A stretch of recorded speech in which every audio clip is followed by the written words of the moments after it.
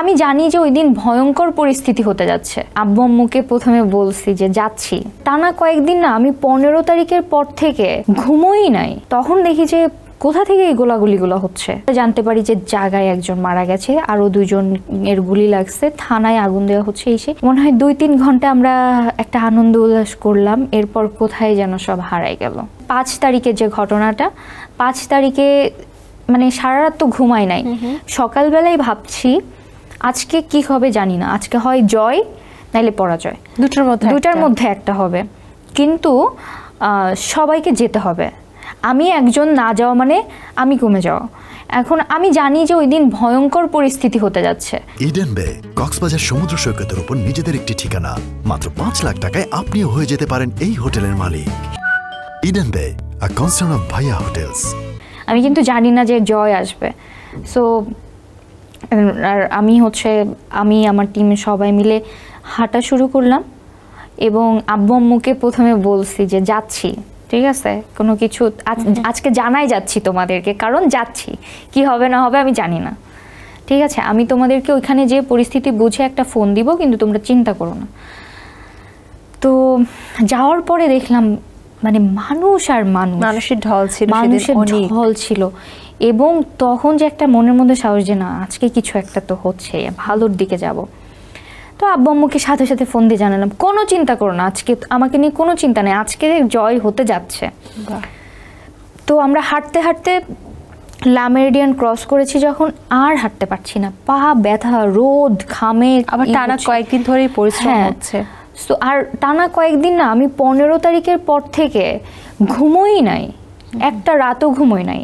ওই যে net off ছিল ওই সময় অস্থিরতা কাজ করতো। তো তারপর আমরা যখন ব্যাক করছি, আমরা তো তখন জয় নিয়েই ব্যাক করছি আসলে, কিন্তু যখন আমরা এয়ারপোর্টের পর্যন্ত আসছি তখনই গোলাগুলি আবার শুরু। তখন দেখি যে কোথা থেকে এই গোলাগুলিগুলো হচ্ছে, ঠিক আছে, ওই সামনে আর্ম পুলিশের একটা ওখানে গোলাগুলি হচ্ছে। তো আমরা ভেতর দিয়ে আসছি, আসার পরে জানতে পারি যে জায়গায় একজন মারা গেছে, আরো 2 জনের গুলি লাগছে, থানায় আগুন দেওয়া হচ্ছে। এসে কিন্তু ওই মুহূর্তে থানাতে হয়তো হামলা করতে গেছে, তারা গুলি ছুড়ছে বা কিছু একটা, মনে হয় 2-3 ঘন্টা আমরা একটা আনন্দ উল্লাস করলাম, এরপর কোথায় যেন সব হারাই গেল। আর নেই, মনের মধ্যে আবার অশান্তি শুরু, আজকে রাতের কি হচ্ছে। সো খুব ভয়ানক একটা পরিস্থিতির মধ্যে দিয়ে আমরা সবাই গিয়েছি। আপনার ক্ষেত্রে আসলে জীবন নাশের হুমকিও তো নিশ্চয়ই পেয়েছিলেন, কেমন থ্রেট ছিল? আমাকে তো ডিরেক্ট কমেন্ট বক্সে এসেও অ্যাটাক করা হতো আমার পোস্টের নিচে, যে আয় তুই নড়াইল, আচ্ছা তোকে নড়াইলে কেন, ঢাকায় কেন? হ্যাঁ, আয় তুই নড়াইল দেখে নেওয়া হবে। এরপর ঢাকার থ্রেটগুলো কেমন ছিল, বাসা থেকে বের হোস না, ঠিক আছে, মানে এরকম থ্রেট।